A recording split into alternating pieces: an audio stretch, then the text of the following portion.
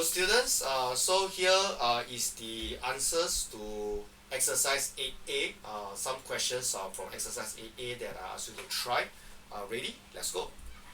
So the first question, right? First question over here is really a question to um, confirm and to emphasize that we understand the fact that when we say that two geometrical objects are congruent, the order at which we write the letters, okay, where the letters that we use to label the vertices, they matter. And because they matter and we label it properly, then all the corresponding sides and all the corresponding angles can actually be identified just by um, extracting the right letter, right? So what do I mean? In this particular scenario, we have E, F, G, H is congruent to L, M, and O. So without even looking at the diagram, because this is given as a fact, we know that E, F is going to be equal to L, M. First letter, second letter correspond to first letter, second letter. We know that F, G is going to be equal to M, N. Second letter, third letter, second letter, third letter. We know that G, H is going to be equal to N, O. Right? First letter, second letter, third letter, fourth letter, third letter, fourth letter of the names of the geometrical object, right? So the order matters, and because that is true, we can straight away establish very quickly EF is equal to LM, GH is equal to NO, MN is equal to FG, LO is equal to EH, and then all we need to do is look at the diagram now. EF we have no idea, LM we know that it's 3.4, so yeah, so these two lengths they are actually equal to 3.4. So we repeat the process for GH and NO, we realize that it's 2.4 over here, and then MN and FG we know that it's going to be 5 cm over here, LO and EH is going to be 3 cm over here, right? So that does not only work for length of the sides of the geometrical object, it also work for the angle, right? So angle, just by looking at the statement here, angle EFG is going to be equals to LMO, FGH is going to be equals to MNO, and then after we have all the other configuration as well, right? GHE is going to be NOL and so on.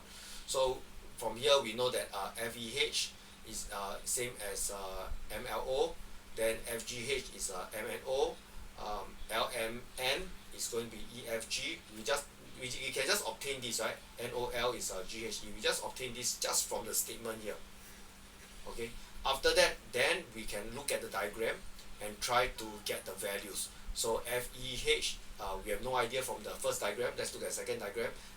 Let's look for MLO 100, right? So 100 degrees over here. So you just match them up. Okay, so it should be 100, 75, 65, and 120 respectively based on this. Okay, so you got to try this out, right? This one, of course, if you just look at what I've written here, sometimes it is not quite straightforward, right? So you try out. So don't be too eager to get the actual value, how many centimeter or how many degrees first. Find the corresponding angles and the corresponding length first. Then you feed the angle and the length in. That will help a lot to establish our understanding of the concept of corresponding. Right, this concept of corresponding is quite important where we are trying to understand congruency. Okay, you give it a try. If cannot, of course, make an appointment, see me personally, and I'll explain it to you. All right. So the next question, question 4, is a quick test to see whether these two triangle is actually congruent.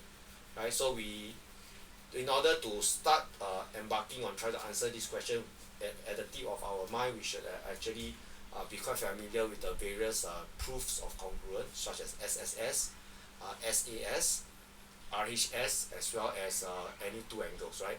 ASA. So let's take a look at this pair.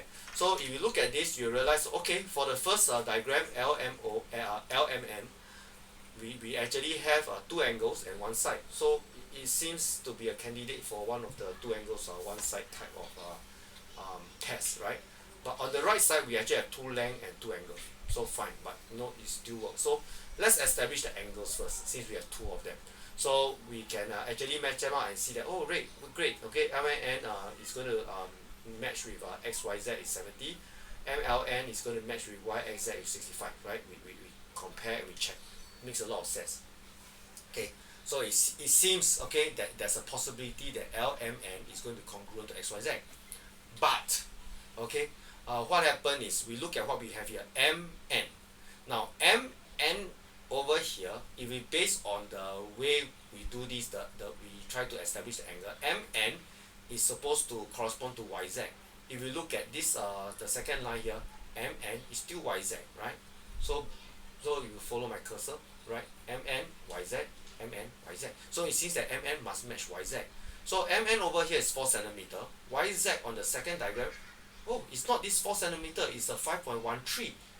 Aha, unsuccessful. So this pair of triangles not congruent, right?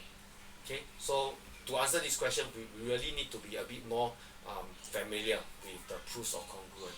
I will have a separate worksheet for you to actually practice the proofs of the congruence. So yeah, looking forward to that, right? I'm sure you are. Okay, next one. So over here, they tell us that ABK is congruent to ACK, and using this fact, they ask us to find the angle BAC as well as the length of BC. Okay, so to find the angle BAC, what we can do is we can actually take a closer look and see that, okay, we know this 62 degrees, right? Where else is 62 degrees, right? Because we know that ACK, right, ACK is congruent to ABK, therefore angle ACK must be equals to angle ABK, right? So it makes sense. ABK equals to ACK equals to 62 because these two triangles are congruent.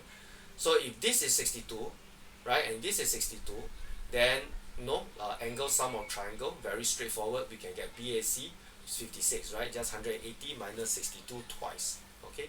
Now how about the length of BC? To find the length of BC, we already know that BK is 8. Again, because these two triangles is congruent, BK second letter, third letter is down on this side, second letter, third letter, CK. So CK must be equals to BK, which is equals to 8 cm. So if this is 8 cm, this is 8 cm, then BC, you just need to add them up. That gives us 16 centimeter. Okay, so yeah, so that's really how with the understanding of congruence, we can actually establish these measurements very quickly and answer these type of questions very straightforwardly, right? Okay, question 6. Question 6, now they tell us that ABC is congruent to this EC, okay, as you can see here, and they want us to find the angle ABC as well as the length of BD. So to find the angle ABC, right, what we can do is we can look for angle BAC first, right? Because if we know BAC and we know that there's a 71 here, angle sum of triangle, we can actually find this ABC. Okay, so let's take a look.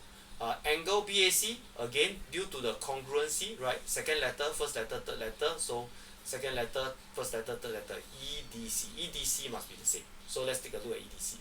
There we go, right? EDC is 34, right? And EDC is equals to BAC, so BAC is 34 degrees. So we found it, right? 34 degrees, 71 degrees. Therefore, using angle sum of triangle, we can find that angle ABC is 75 degrees. Okay. Part 2, the length of BD. So again, let's take a look at our diagram again. So BD, down here, BD actually consists of two parts, right? It's actually BC over here, okay, as well as DC over here. So we need to add them up, right? Or CD, right? So if you look at this, CD, third letter, first letter, CD corresponds to CA. So do we know CA? Yeah, we know CA. CA is 6.9. So CD is same as CA, corresponds equals to 6.9 centimeter. So BD, well, it's just a 4 centimeter plus 6.9 centimeter. Add them up, we get 10.9 centimeter. Alright, and yeah, so here we have a couple of practice questions of how you can use the concept of congruency to answer these geometrical questions. Okay, here we have another one. We have an isosceles triangle ABC. And they tell us that ABK is congruent to ACH. Okay, that works, right? So they want us to find the length of CH.